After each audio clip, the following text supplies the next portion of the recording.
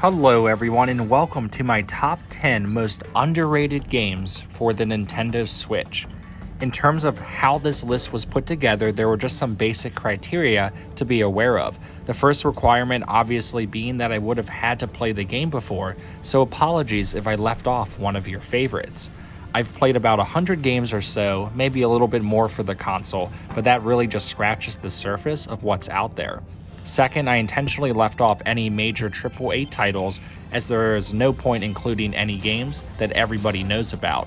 And finally, the list will be ordered based on the net difference of my score compared to the average Metacritic score. So in other words, I scored all of these games considerably higher than what the industry average was, with the biggest discrepancies coming at the top of the list. I hope you like what I have here, so let's have at it.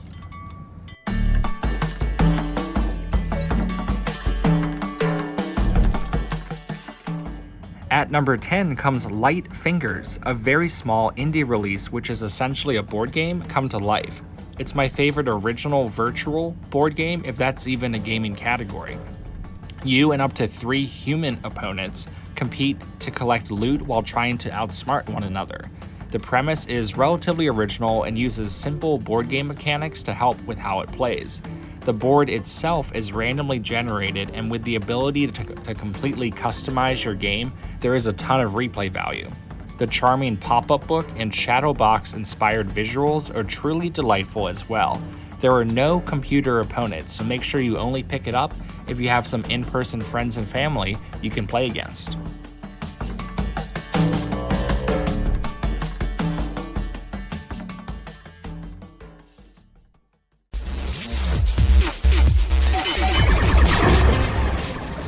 Sticking somewhat to the multiplayer theme for now, at number 9 is Lovers in a Dangerous Space-Time, and don't let the title trick you. You and up to 3 friends will work together to steer a spaceship through treacherous 2D levels. The catch in this game is that you can only control so many aspects of your ship at one time. There are always more things to do than the number of players that are able to do them. For example, player 1 might be trying to steer the ship while player 2 might be trying to control both the shields and the laser. It is honestly a perfectly chaotic experience for up to 4 players and one of my favorites to play on the console to date. We tracked the vessel for years, since it entered the solar system. At number 8 comes Cube 2, which did not get a ton of love from critics upon its release. It's a first-person puzzler that draws very heavy inspiration from the Portal series, both in its puzzle design and overall style. While it may not be the most original experience ever, I thought it was fantastic from start to finish, and ramped up difficulty perfectly throughout, which is exactly what you want in a puzzle experience, for it to feel engaging and challenging at the same time. I really don't think mirroring Portal is that bad of a thing, and it's distinctive enough to warrant a place on this list.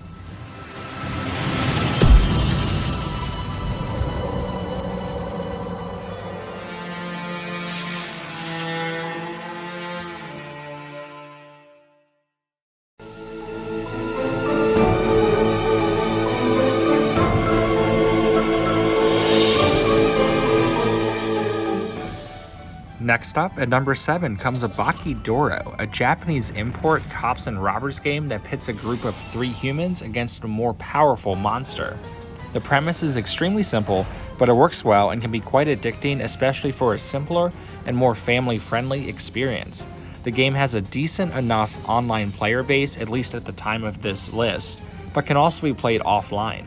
The charming Tim Burton-esque visuals really add to the package as well. Definitely check out my full review of this game if you haven't already.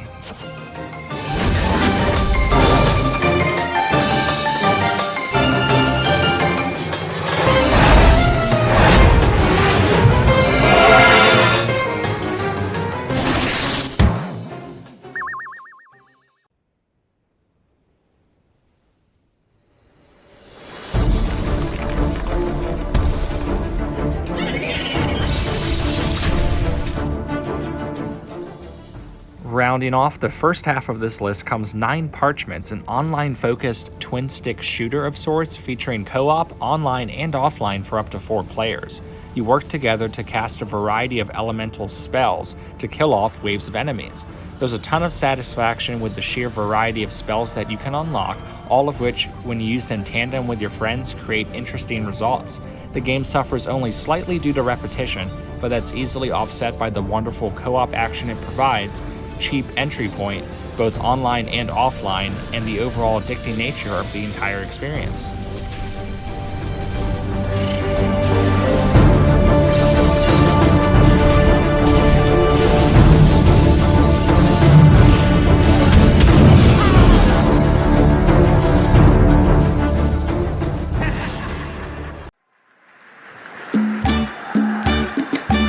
Toca la clave, suena el bombo, hazme un tumbao que el ritmo lo pongo yo.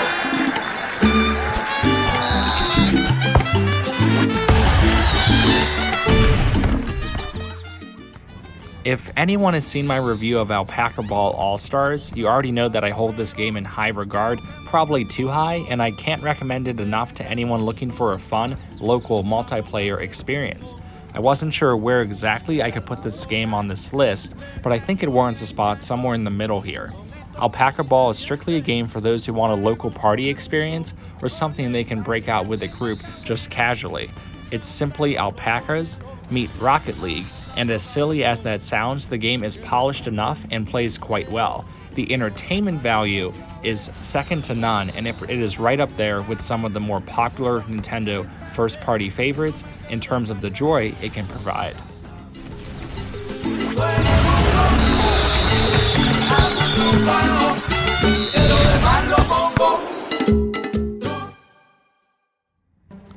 While not an exclusive game to the console, Spiritfarer is a wonderful management game with a ton of personality. It's incredibly hard to summarize, but you essentially play as Stella as the captain of a ship of sorts that you inherit and need to slowly expand, adding rooms for your travelers. You will also travel from island to island at will, collecting resources and picking up additional travelers who are also spirit animals who need to accomplish a few specific tasks before they move on. I love everything about this game, and I'll list them here. The visuals, the story, the lively characters and dialogue, the inclusion of co-op, and the overall gameplay arc. But all that being said, the game is still not for everyone. There's a decent amount of downtime as you travel, and the pacing can be quite slow, especially as you try to keep up and manage all the various requests from your travelers. If you want to play a wonderfully imaginative and unique game that is also very, very relaxing, then Spiritfarer is for you.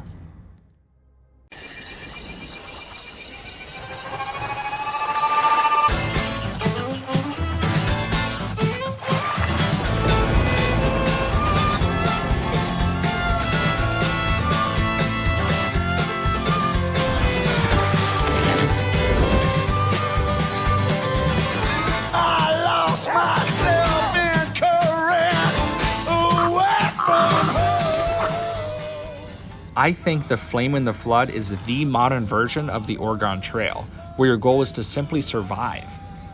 This time you're doing it down a randomly generated river with a dog as your traveling companion. I simply love the atmosphere the game surrounds itself in and the sense of satisfaction it provides when getting a good run in. I don't know what it is, but I can watch someone play this game all day long and never get sick of it. I should note that this is definitely the most challenging game on my list, and it can take a lot of trial and error to understand how to survive, so it is not for anyone that easily gets frustrated. For those that are willing to die a lot and learn the ins and outs of the mechanics of how it works, there is a lot of fun but equally challenging gameplay here.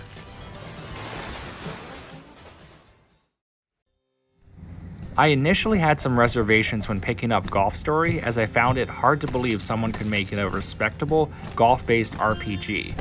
With this Switch exclusive, I could not have been more wrong. The hilarious Golf Story blends simple RPG mechanics in a golf-crazy universe and a charming story to guide you through the whole adventure.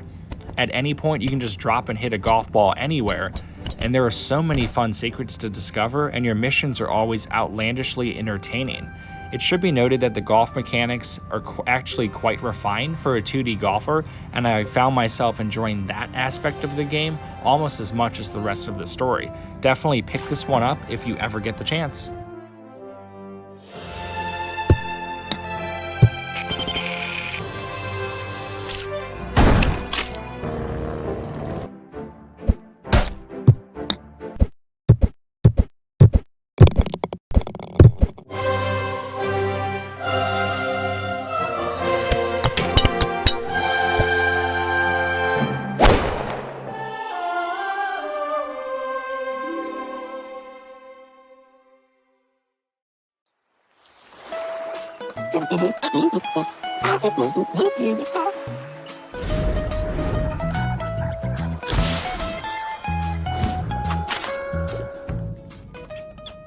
There are so many places that I could start when it comes to Yoku's Island Express.